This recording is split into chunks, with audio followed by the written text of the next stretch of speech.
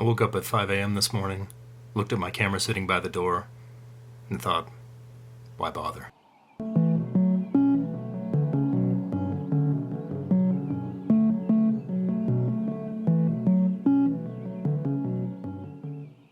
I've quit photography twice, podcasting once, writing, painting, you name it, I've abandoned it. But this time feels different, and I want to share what finally helped me stop quitting. Because here's the thing, I have a lot of interests. I've dabbled in so many creative outlets over the years, and the same pattern always seemed to present itself. I'd start doing something and realize that I wasn't very good, and then I'd start comparing myself to others. And pretty soon I'd decide it wasn't worth the time to get better. Looking back, I was asking the wrong question.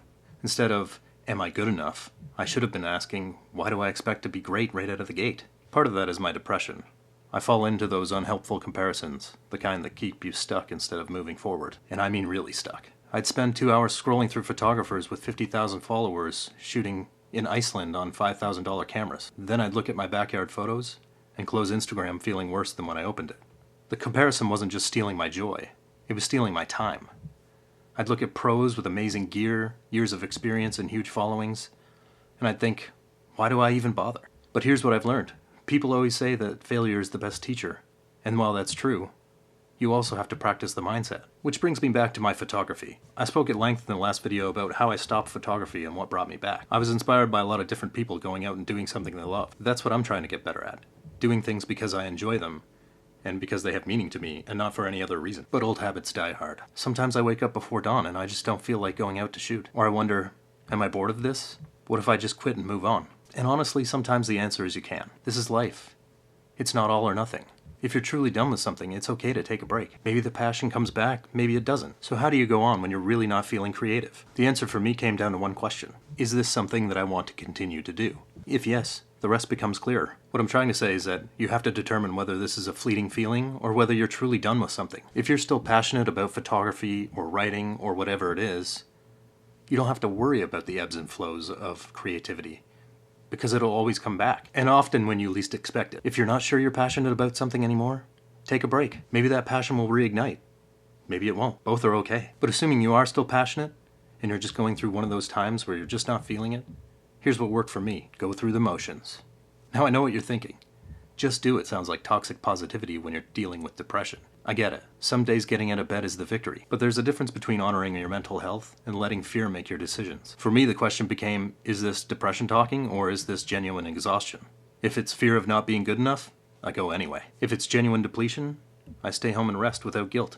And when it is fear, I just do it anyway. I go through the motions. It really is that simple sometimes. When I'm writing and I'm not sure where to begin, I just start jotting down whatever stupid thing pops into my head. Brain dumping every random thought into the page. Rice crackers. Whatever else. Tiny little men.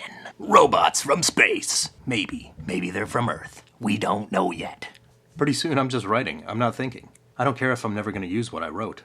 It's just the process I use. Once I've written a stream of consciousness for about 10 minutes or so, everything else becomes much easier. I can jot down notes and fill in the blanks. For photography, it was much the same. There were times this year where I really didn't feel like going out, but I did anyway. Maybe I didn't get amazing photos, but it didn't matter. I was outside, having fun, doing something I love. I can't count the number of times I didn't want to get up and go out. One morning, I even slept through sunrise. I almost stayed in bed, telling myself, there'll always be another chance. But I remembered how excuses made me quit photography before. So I went somewhere closer instead, and I ended up with a great shot of some ducks along the shore.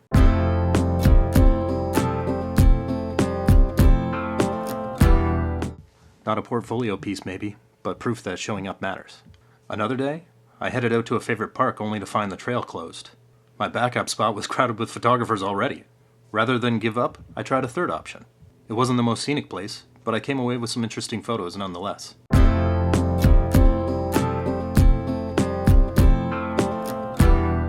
Perseverance really is key. When I restarted photography in May, it felt like my effort was instantly rewarded. On a rainy May camping trip, I just told friends that I wanted to get some wildlife shots. Bang! On the first day I woke up, I went out for a morning walk, and I came across 2 deer resting in a parking lot. The pictures weren't amazing, but I would never have had that moment if I didn't force myself outside. So, to recap, here are 3 things to think about when motivation is lacking. First, ask yourself if this is just a phase. Sometimes it's just a temporary slump. If you still feel that spark, even a tiny one, don't panic. The creativity will return. But be honest with yourself about whether it's fear or genuine disinterest. Second, go through the motions. Even when I don't feel like it, I start anyway. When I'm writing, I just brain dump any random thought onto the page. After 10 minutes, I'm in the flow without realizing it. The same works for photography. Sometimes I just grab my camera and walk, no expectations. Third, enjoy the process, not the product. With photography, sometimes the best part is in the photo. It's the peace of being outside on a crisp autumn morning, or laughing later at how bad the flies were. If you're only chasing perfect results, you'll quit. So if you're stuck, just start. Don't worry about being great. Creativity has its ups and downs, but if you give it a chance, it always finds a way back. How do you keep going when you're not feeling creative? I'd love to hear in the comments.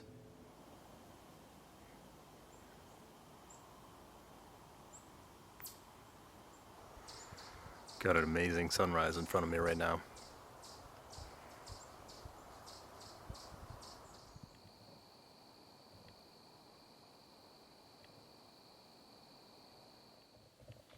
And here I am, back out here at Charlotte Lake. How did it happen? It's movie making magic. Great weekend, having a great time. Camping. Fall camping is amazing. If you haven't tried fall camping, definitely do that. Just bundle up a little bit, you'll be fine at night.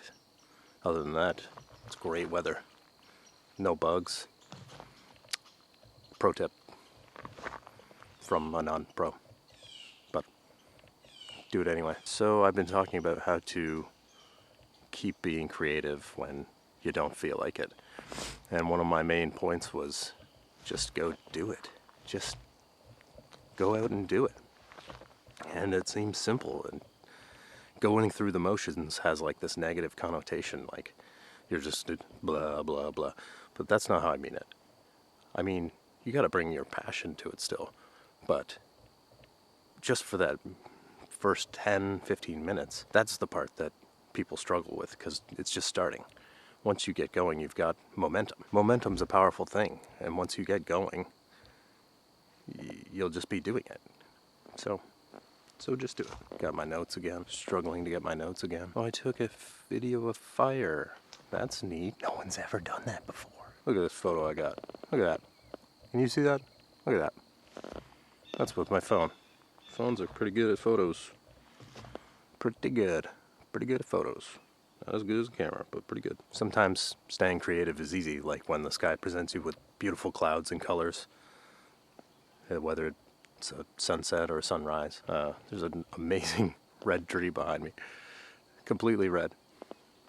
I'm getting distracted.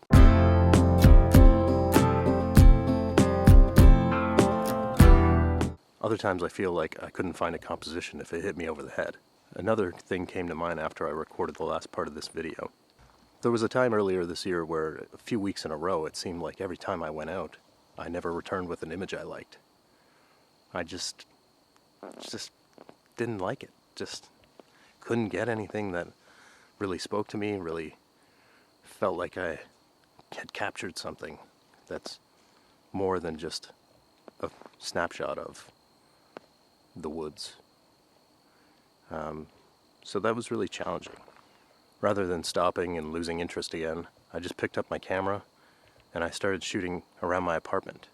And I experimented with double exposures, and I took photos off my balcony, and a view I enjoy every day. It's a great view, but you see something every day, it kind of loses its luster. But when you get amazing sunsets, amazing clouds, any place can be amazing. So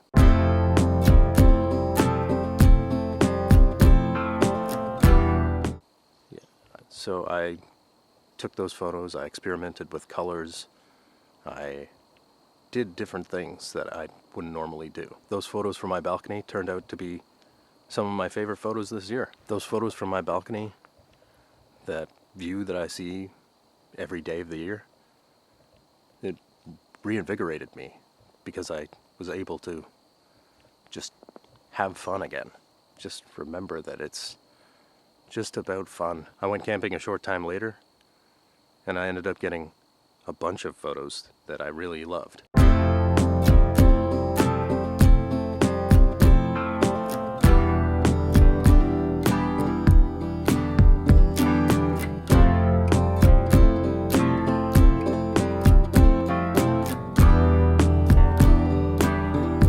So that's just another example of just going through the motions, just diving in, because you never know what could provide that spark.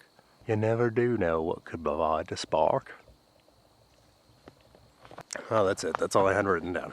Like I said earlier about being creative, just diving in, getting started. Like when I'm writing, just writing stuff down, whatever comes to mind, just getting stuff out there. Sometimes you have to, in photography, fire off a couple burner shots. Well, I do. I like to just get somewhere, start clicking, get the juices flowing. I know a lot of other photographers will take out their phones and kind of use that and leave the camera in the bag and kind of get a feel for a place before they go off half-cocked and start shooting everything. For me, it's easier to get into the mood, to get into the mindset of photography if I not just willy-nilly spray photos everywhere, but I mean find a couple compositions quickly that I think might be nice, take those, and don't think about it too much. Just get going, just get something out there. And I think that really helps me. I'm on the Discovery Trail right now at Sharpet Lake Provincial Park. So I'm gonna go check out what it has to offer and take some video. Got much more relaxing content to make. So stay tuned. Check out AV Escapes if you want. They got stuff. I just saw a weasel. He was like, just creepy crawling, trying to get at my feet. No, he didn't try to get at my feet, but he went under the dock I was standing on. And he was like, That's my weasel impression. I see a bird. It's a big one. It's heading right for us. Nope, just a gull. Boring. Do you have any ways that you stay creative when you don't feel like it? Let me know in the comments. Put it down. If you like what you heard or anything resonated with you, please feel free to subscribe. And we'll see you at the next one.